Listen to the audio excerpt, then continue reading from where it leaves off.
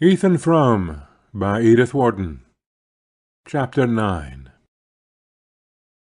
At the kitchen door Daniel Byrne sat in his sleigh behind a big boned grey, who pawed the snow and swung his long head restlessly from side to side. Ethan went into the kitchen and found his wife by the stove.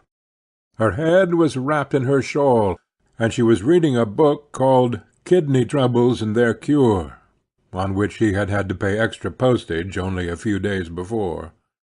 Zena did not move or look up when he entered, and after a moment he asked, "Where's Maddie?" Without lifting her eyes from the page, she replied, "I presume she's getting down her trunk." The blood rushed to his face. "Getting down her trunk? Alone?" "Jotham Powell's down in the wood-lot, and Daniel Byrne says he daresn't leave that horse," she returned. Her husband, without stopping to hear the end of the phrase, had left the kitchen and sprung up the stairs. The door of Mattie's room was shut, and he wavered a moment on the landing. "Mat?" he said in a low voice, but there was no answer, and he put his hand on the door-knob. He had never been in her room except once, in the early summer, when he had gone there to plaster up a leak in the eaves. But he remembered exactly how everything had looked: the red and white quilt on her narrow bed, the pretty pincushion on the chest of drawers, and over it the enlarged photograph of her mother, in an oxidized frame, with a bunch of dyed grasses at the back. Now these and all other tokens of her presence had vanished, and the room looked as bare and comfortless as when Zena had shown her into it on the day of her arrival. In the middle of the floor stood her trunk, and on the trunk she sat in her Sunday dress, her back turned to the door and her face in her hands. She had not heard Ethan's call because she was sobbing, and she did not hear his step till he stood close behind her and laid his hands on her shoulders. "Mat! Oh, don't! Oh, Mat!" She started up, lifting her wet face to his. "Ethan! I thought I wasn't ever going to see you again." He took her in his arms, pressing her close, and with a trembling hand smoothed away the hair from her forehead. "Not see me again? What do you mean?" She sobbed out. "Jotham said you told him we wasn't to wait dinner for you, and I thought—" "You thought I meant to cut it?" he finished for her grimly. She clung to him without answering, and he laid his lips on her hair, which was soft yet springy, like certain mosses on warm slopes, and had the faint woody fragrance of fresh sawdust in the sun. Through the door they heard Zena's voice calling out from below. "Dan'l Byrne says you better hurry up if you want him to take that trunk." They drew apart with stricken faces. Words of resistance rushed to Ethan's lips and died there. Maddie found her handkerchief and dried her eyes. Then, bending down, she took hold of a handle of the trunk. Ethan put her aside. "You let go, Mat," he ordered her. She answered, "It takes two to coax it round the corner." And submitting to this argument, he grasped the other handle, and together they manoeuvred the heavy trunk out to the landing. "Now let go," he repeated. Then he shouldered the trunk and carried it down the stairs and across the passage to the kitchen. Zena, who had gone back to her seat by the stove, did not lift her head from her book as he passed. Maddie followed him out of the door, and helped him to lift the trunk into the back of the sleigh. When it was in place, they stood side by side on the doorstep, watching Daniel Byrne plunge off behind his fidgety horse. It seemed to Ethan that his heart was bound with cords which an unseen hand was tightening with every tick of the clock. Twice he opened his lips to speak to Maddie, and found no breath. At length, as she turned to re-enter the house, he laid a detaining hand on her. "I'm going to drive you over, Mat," he whispered. She murmured back, "I think Zena wants I should go with Jotham." "I'm going to drive you over," he repeated, and she went into the kitchen without answering. At dinner Ethan could not eat. If he lifted his eyes, they rested on Zina's pinched face, and the corners of her straight lips seemed to quiver away into a smile. She ate well, declaring that the mild weather made her feel better, and pressed a second helping of beans on Jotham Powell, whose wants she generally ignored. Maddie, when the meal was over, went about her usual task of clearing the table and washing up the dishes.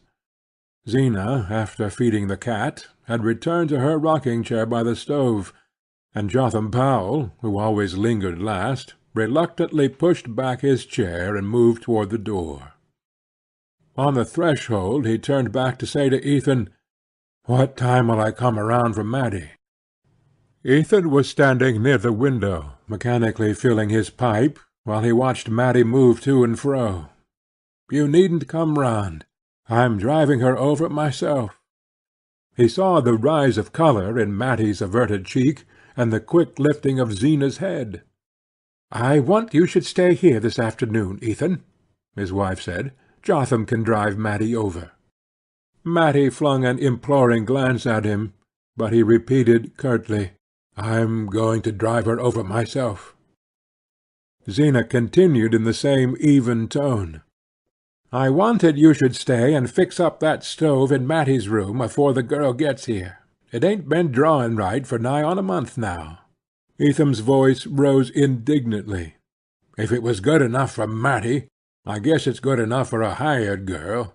That girl that's coming told me she was used to a house where they had a furnace," Zina persisted with the same monotonous mildness.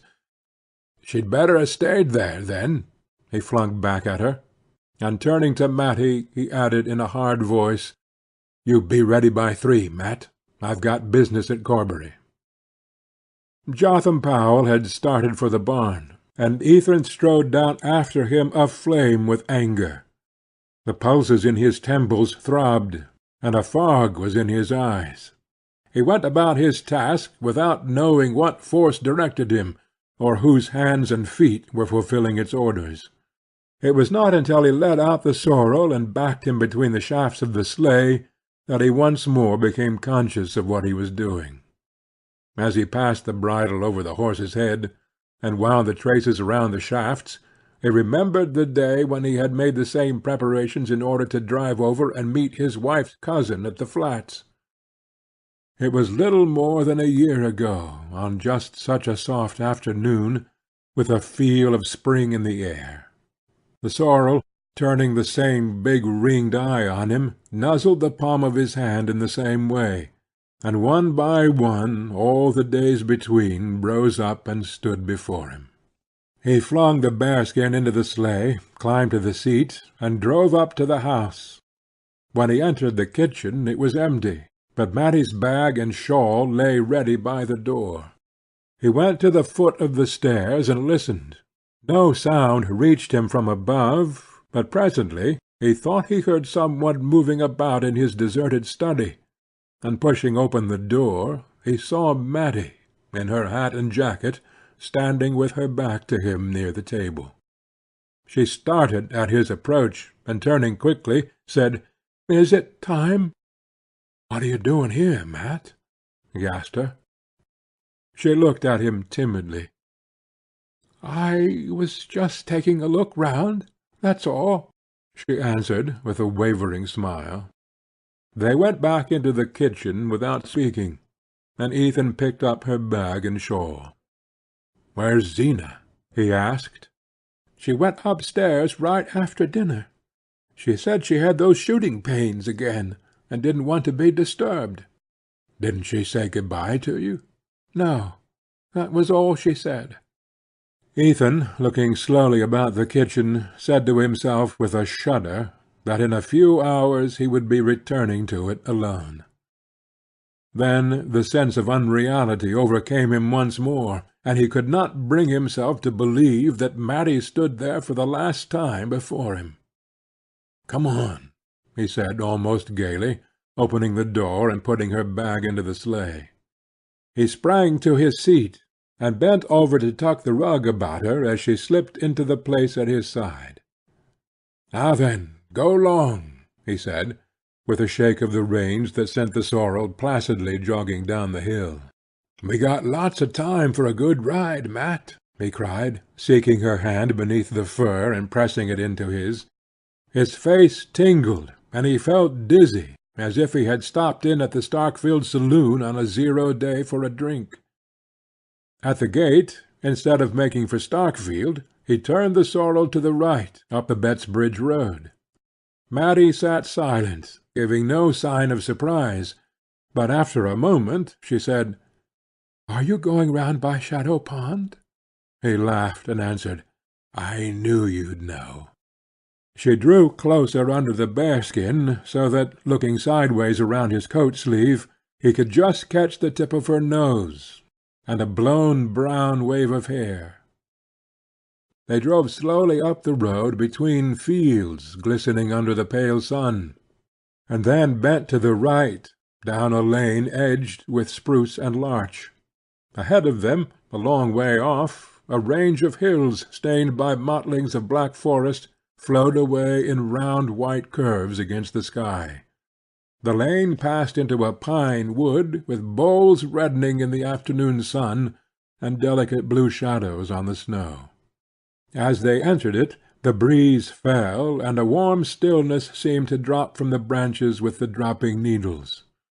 Here the snow was so pure that the tiny tracks of wood animals had left on it intricate lace-like patterns, and the bluish cones caught in its surface stood out like ornaments of bronze. Ethan drove on in silence till they reached a part of the wood where the pines were more widely spaced. Then he drew up, and helped Maddie get out of the sleigh. They passed between the aromatic trunks, the snow breaking crisply under their feet, till they came to a small sheet of water with steep wooded sides. Across its frozen surface, from the farther bank, a single hill rising against the western sun threw the long conical shadow which gave the lake its name. It was a shy secret spot, full of the same dumb melancholy that Ethan felt in his heart.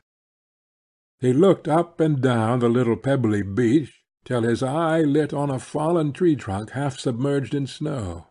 "That's where we sat at the picnic," he reminded her.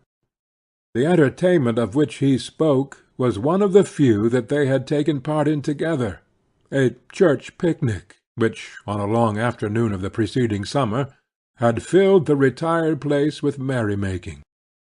Maddie had begged him to go with her, but he had refused.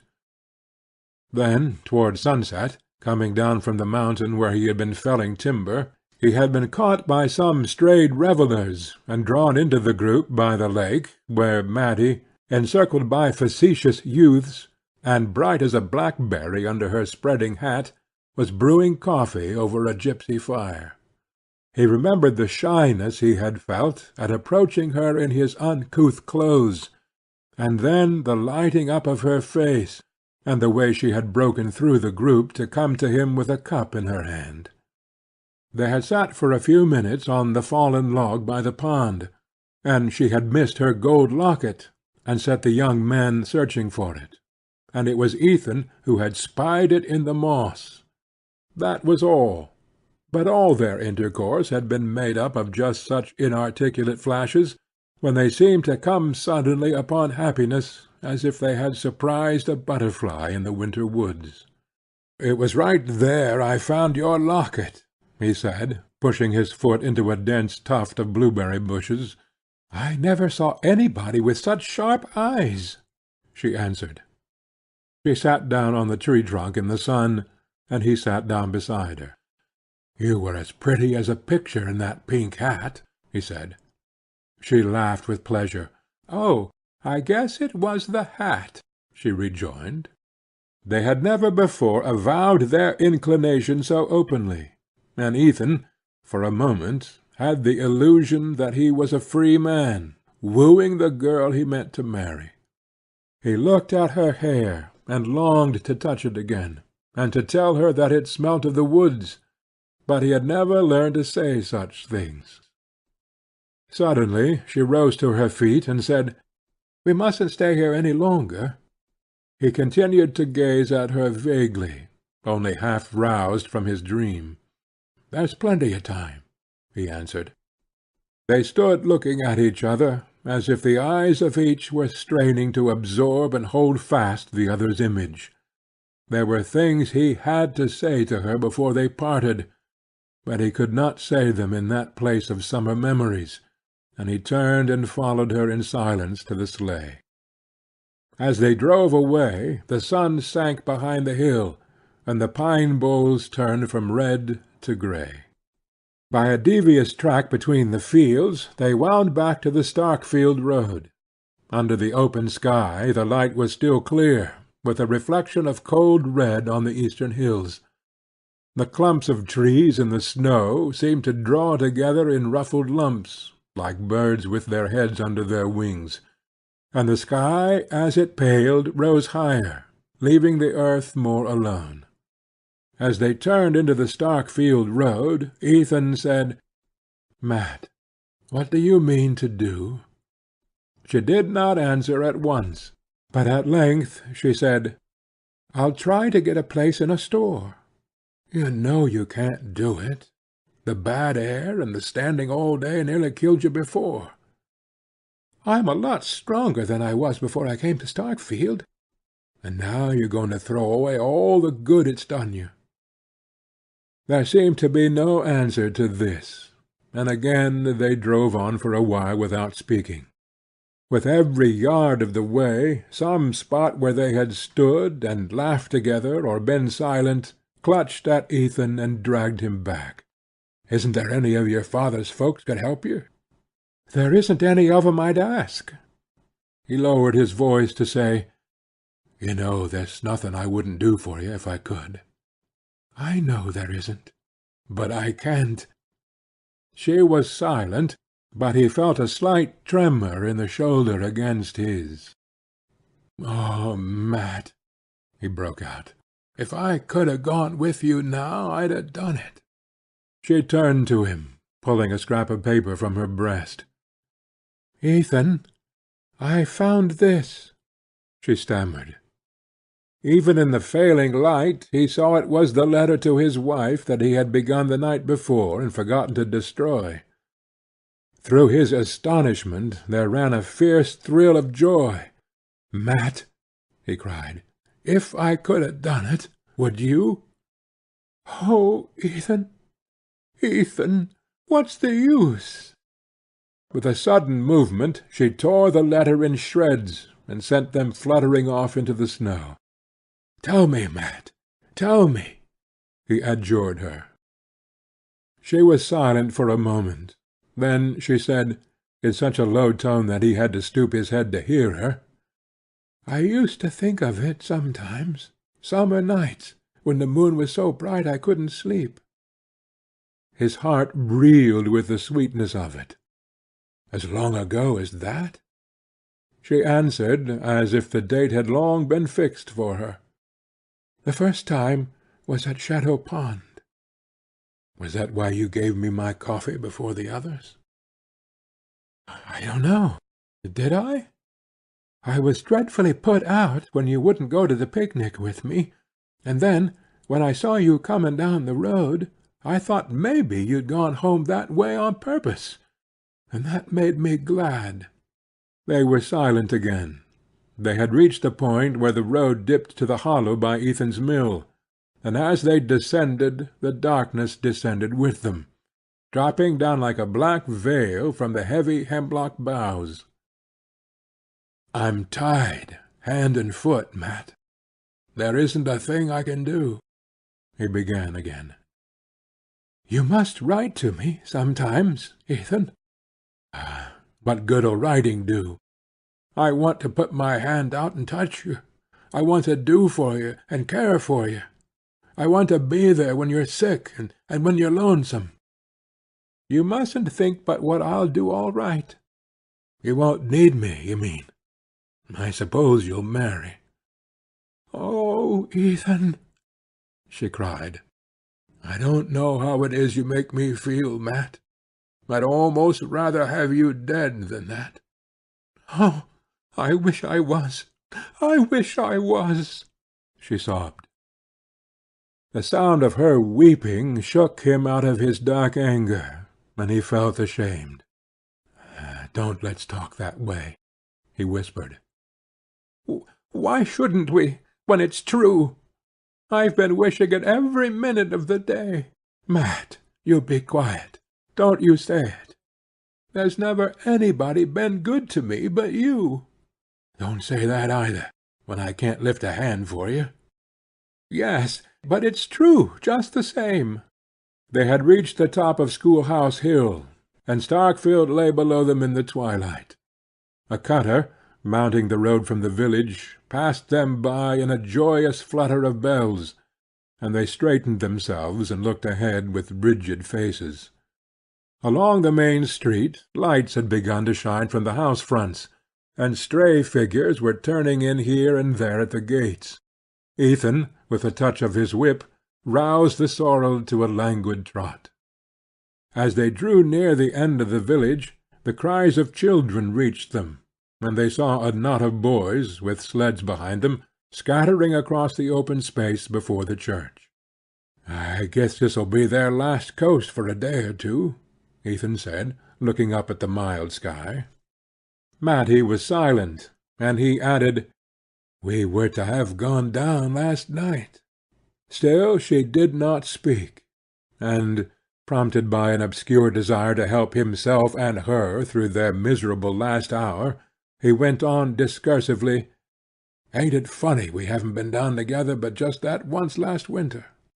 She answered, "It wasn't often I got down to the village." "That's so," he said. They had reached the crest of the Corbury road, and between the indistinct white glimmer of the church and the black curtain of the Varnum spruces, the slope stretched away below them, without a sled on its length. Some erratic impulse prompted Ethan to say, "How'd you like me to take you down now?" She forced a laugh. Why, there isn't time." "There's all the time we want. Come along." His one desire now was to postpone the moment of turning the sorrel toward the flats. "But the girl," she faltered. "The girl'll be waiting at the station." "Well, let her wait. You'd have to, if she didn't. Come." The note of authority in his voice seemed to subdue her, and when he had jumped from the sleigh she let him help her out, saying only with a vague feint of reluctance, "But there isn't a sled round anywheres." "Yes, there is, right over there under the spruces." He threw the bearskin over the sorrel, who stood passively by the roadside, hanging a meditative head. Then he caught Mattie's hand and drew her after him toward the sled. She seated herself obediently, and he took his place behind her, so close that her hair brushed his face. "All right, Mat?" he called out, as if the width of the road had been between them. She turned her head to say, "It's dreadfully dark. Are you sure you can see?" He laughed contemptuously. "I could go down this coast with my eyes tied." And she laughed with him, as if she liked his audacity. Nevertheless he sat still a moment, straining his eyes down the long hill, for it was the most confusing hour of the evening, the hour when the last clearness from the upper sky is merged with a rising night in a blur that disguises landmarks and falsifies distances. "Now!" he cried. The sled started with a bound, and they flew on through the dusk, gathering smoothness and speed as they went, with the hollow night opening out below them, and the air singing by like an organ.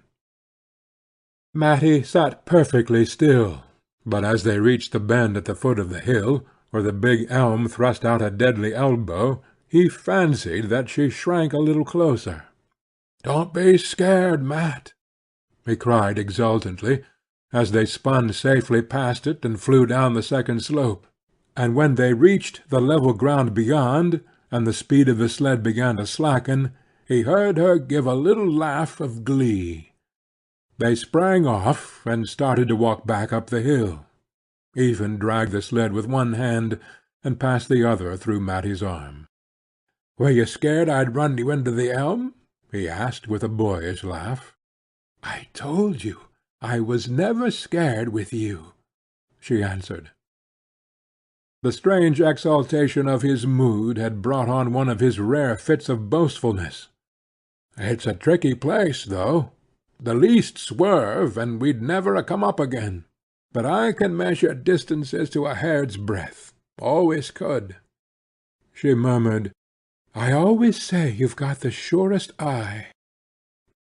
Deep silence had fallen with the starless dusk, and they leaned on each other without speaking. But at every step of their climb Ethan said to himself, "It's the last time we'll ever walk together." They mounted slowly to the top of the hill. When they were abreast of the church, he stooped his head to her to ask, "Are you tired?" And she answered, breathing quickly, "It was splendid." With a pressure of his arm he guided her toward the Norway spruces. "I guess this sled must be Ned Hale's. Anyway, I'll leave it where I found it." He drew the sled up to the Varnum gate and rested it against the fence. As he raised himself, he suddenly felt Maddie close to him among the shadows. "Is this where Ned and Ruth kissed each other?" she whispered breathlessly, and flung her arms about him.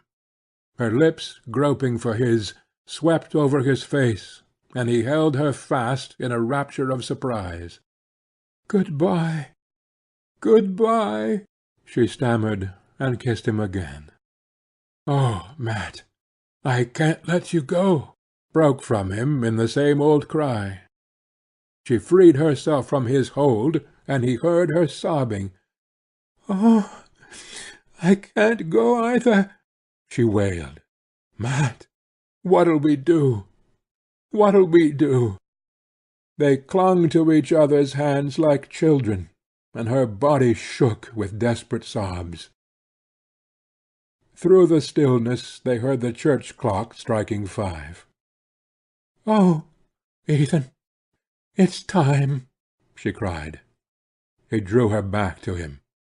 "Time for what? You don't suppose I'm going to leave you now? If I missed my train, where'd I go?" "Where are you going if you catch it?" She stood silent, her hands lying cold and relaxed in his. "What's the good of either of us going anywheres without the other one now?" he said. She remained motionless, as if she had not heard him. Then she snatched her hands from his, threw her arms about his neck, and pressed a sudden drenched cheek against his face. "Ethan, Ethan, I want you to take me down again." "Down where?" "The coast. Right off," she panted, "so that we'll never come up any more." "Matt, what on earth do you mean?" She put her lips close against his ear to say, "Right into the big elm. You said you could, so that we never have to leave each other any more." "Why, what are you talking of? You're crazy." "I'm not crazy, but I will be if I leave you." "Oh, Matt, Matt!" he groaned. She tightened her fierce hold about his neck. Her face lay close to his face. "Ethan, where will I go if I leave you? I don't know how to get along alone. You said so yourself just now. Nobody but you was ever good to me. And there'll be that strange girl in the house, and she'll sleep in my bed, where I used to lay nights and listen to hear you come up the stairs." The words were like fragments torn from his heart. With them came the hated vision of the house he was going back to, of the stairs he would have to go up every night, of the woman who would wait for him there, and the sweetness of Mattie's avowal The wild wonder of knowing at last that all that had happened to him had happened to her too, made the other vision more abhorrent, the other life more intolerable to return to. Her pleadings still came to him between short sobs, but he no longer heard what she was saying. Her hat had slipped back, and he was stroking her hair. He wanted to get the feeling of it into his hand, so that it would sleep there like a seed in winter. Once he found her mouth again, and they seemed to be by the pond together in the burning August sun, but his cheek touched hers, and it was cold and full of weeping, and he saw the road to the flats under the night, and heard the whistle of the train up the line. The spruces swathed them in blackness and silence. They might have been in their coffins underground. He said to himself, "Perhaps it'll feel like this," and then again, "After this I shan't feel anything." Suddenly he heard the old sorrel whinny across the road, and thought, "He's wondering why he doesn't get his supper." "Come," Maddie whispered, tugging at his hand. Her sombre violence constrained him. She seemed the embodied instrument of fate. He pulled the sled out, blinking like a night-bird as he passed from the shade of the spruces into the transparent dusk of the open. The slope below them was deserted. All Starkfield was at supper, and not a figure crossed the open space before the church. The sky, swollen with the clouds that announce a thaw, hung as low as before a summer storm. He strained his eyes through the dimness, and they seemed less keen, less capable than usual. He took his seat on the sled, and Maddie instantly placed herself in front of him. Her hat had fallen into the snow, and his lips were in her hair. He stretched out his legs, drove his heels into the road to keep the sled from slipping forward, and bent her head back between his hands. Then, suddenly, he sprang up again. "Get up," he ordered her. It was the tone she always heeded, but she cowered down in her seat, repeating vehemently, "No, no, no." "Get up." "Why?" "I want to sit in front." "No, no. How can you steer in front?" "I don't have to. We'll follow the track." They spoke in smothered whispers, as though the night were listening. "Get up, get up," he urged her, but she kept on repeating, "Why do you want to sit in front?" Because I want to feel you holding me," he stammered, and dragged her to her feet.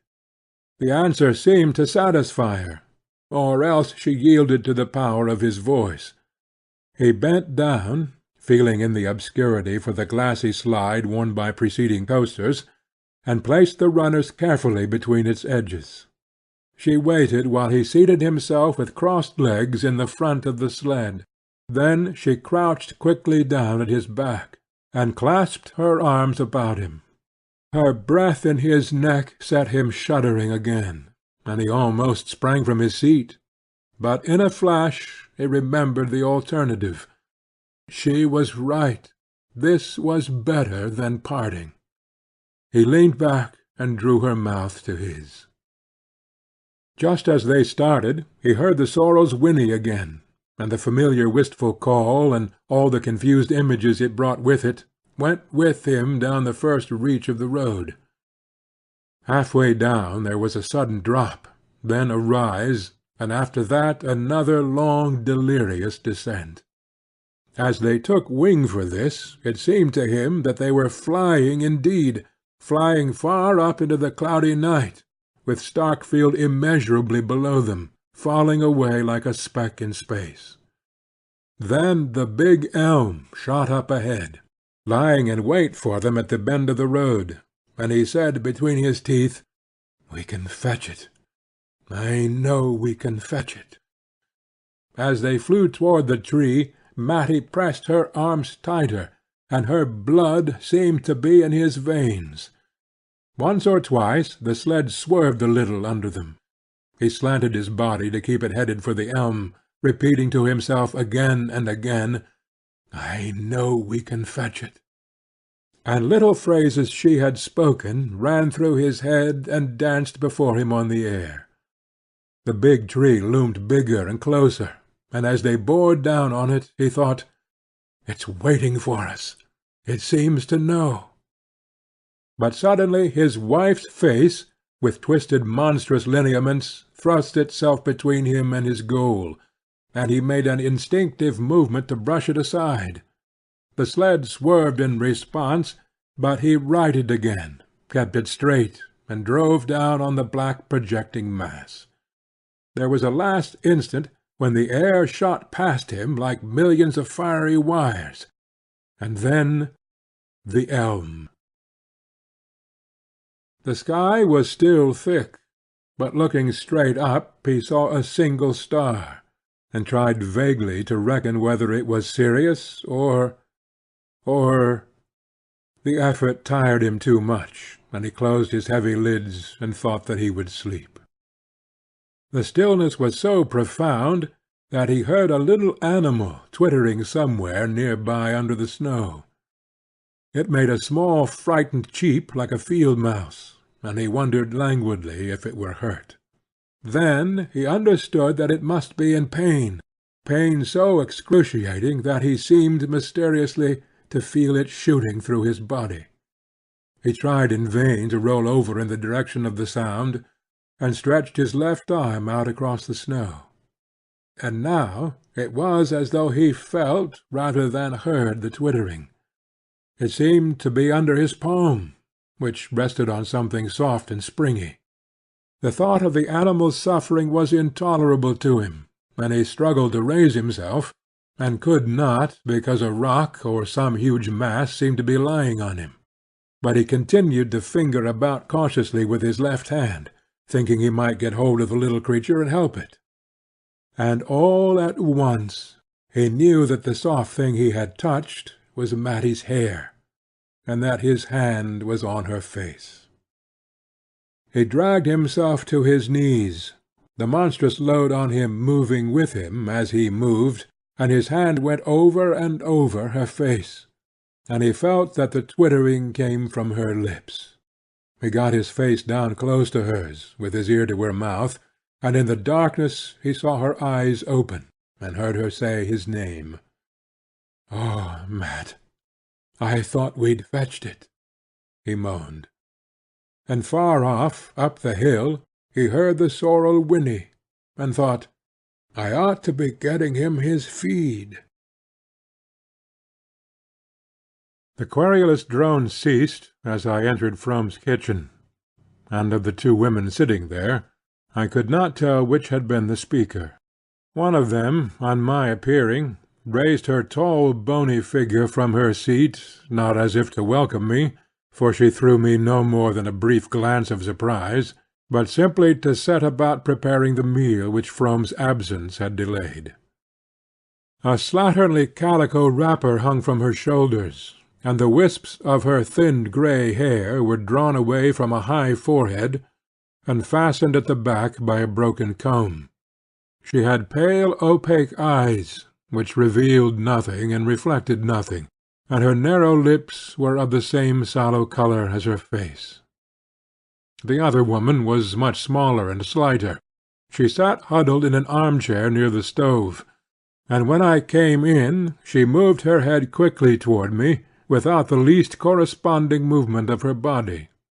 Her hair was as grey as her companion's, her face as bloodless and shrivelled, but amber-tinted, with swarthy shadows sharpening the nose and hollowing the temples. Under her shapeless dress her body kept its limp immobility, and her dark eyes had the bright witch-like stare that disease of the spine sometimes gives. Even for that part of the country the kitchen was a poor-looking place. With the exception of the dark-eyed woman's chair, which looked like a soiled relic of luxury bought at a country auction, the furniture was of the roughest kind. 3 coarse china plates and a broken-nosed milk-jug had been set on a greasy table scored with knife-cuts, and a couple of straw-bottomed chairs and a kitchen dresser of unpainted pine stood meagrely against the plaster walls. "My, it's cold here. The fire must be most out," Frome said, glancing about him apologetically as he followed me in. The tall woman, who had moved away from us toward the dresser, took no notice, but the other, from her cushioned niche, answered complainingly in a thin high voice, "It's only just been made up this very minute. Seen a fellow sleep, and slept ever so long, and I thought I'd be frozen stiff before I could wake her up and get her to tend to it." I knew then it was she who had been speaking when we entered. Her companion, who was just coming back to the table with the remains of a cold mince pie in a battered pie dish, set down her unappetizing burden without appearing to hear the accusation brought against her. Frome stood hesitatingly before her as she advanced. Then he looked at me and said, "This is my wife, Miss Frome." After another interval, he added, turning toward the figure in the arm-chair, "And this is Miss Maddie Silver." Mrs. Hale, tender soul, had pictured me as lost in the flat, and buried under a snowdrift, and so lively was her satisfaction on seeing me safely restored to her the next morning, that I felt my peril had caused me to advance several degrees in her favour. Great was her amazement, and that of old Mrs. Varnum, on learning that Ethan Frome's old horse had carried me to and from Corbury Junction, through the worst blizzard of the winter. Greater still their surprise when they heard that his master had taken me in for the night.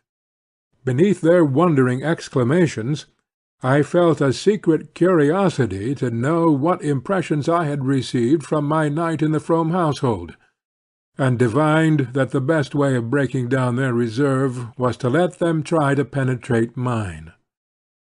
I therefore confined myself to saying, in a matter-of-fact tone, that I had been received with great kindness, and that Frome had made a bed for me in a room on the ground floor, which seemed in happier days to have been fitted up as a kind of writing-room or study.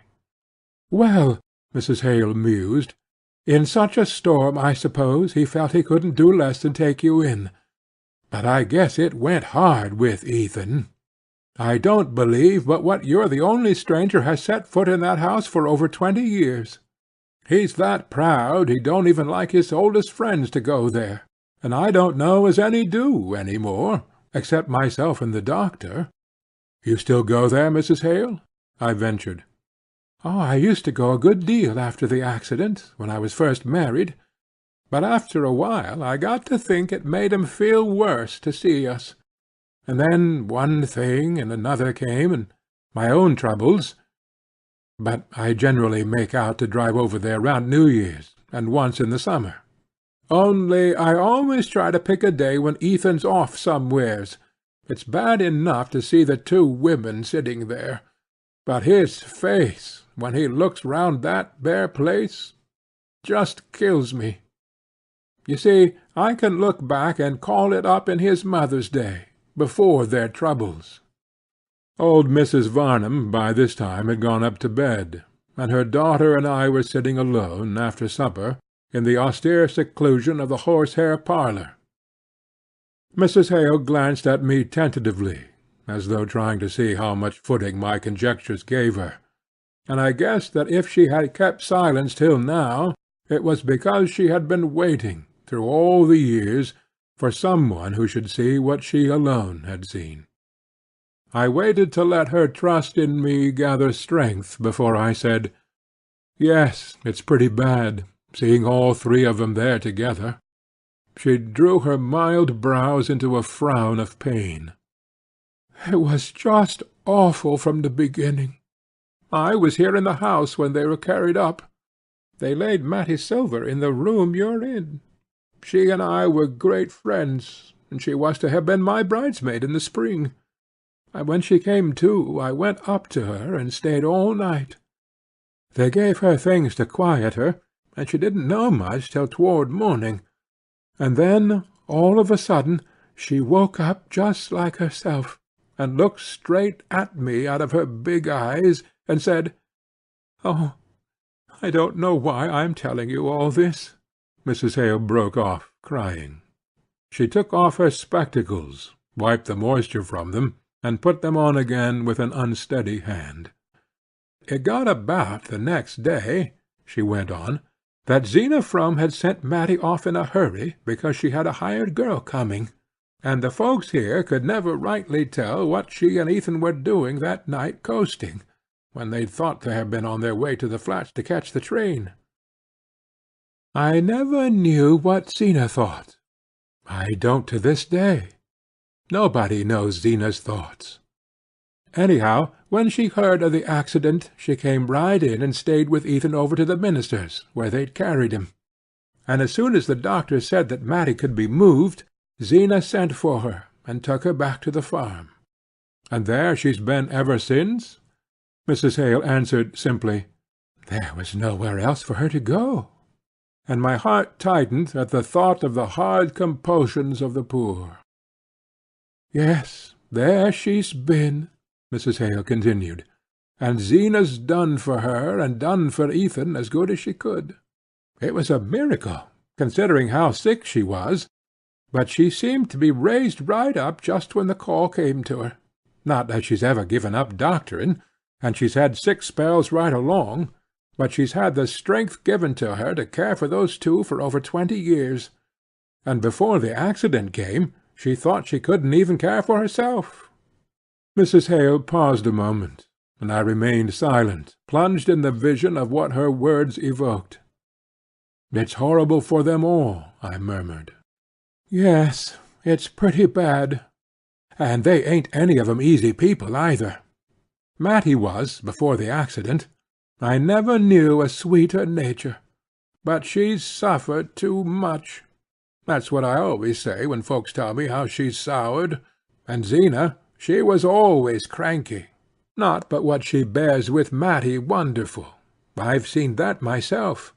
But sometimes the two of 'em would get going at each other, and then Ethan's face 'd break your heart. When I see that, I think it's him that suffers most. Anyhow, it ain't Zena, because she ain't got the time. It's a pity, though," Mrs. Hale ended, sighing, "that they're all shut up there in that one kitchen. In the summer-time, on pleasant days, they move Matty into the parlour, or out in the door-yard, and that makes it easier. But winters there's the fires to be thought of, and there ain't a dime to spare up at the Fromes." Mrs. Hale drew a deep breath, as though her memory were eased of its long burden, and she had no more to say. But suddenly an impulse of complete avowal seized her. She took off her spectacles again, leaned toward me against the beadwork table-cover, and went on with a lowered voice. "There was one day, about a week after the accident, when they all thought Maddie couldn't live. Well, I say it's a pity she did. I said it right out to our minister once, and he was shocked at me. Only he wasn't with me that morning when she first came to. And I say, if she had a died, Ethan might ha' lived. And the way they are now, I don't see there's much difference between the Fromes up at the farm and the Fromes down in the graveyard. 'Cept down there they're all quiet, and the women have got to hold their tongues. End of Chapter 9. End of Ethan Frome, by Edith Wharton.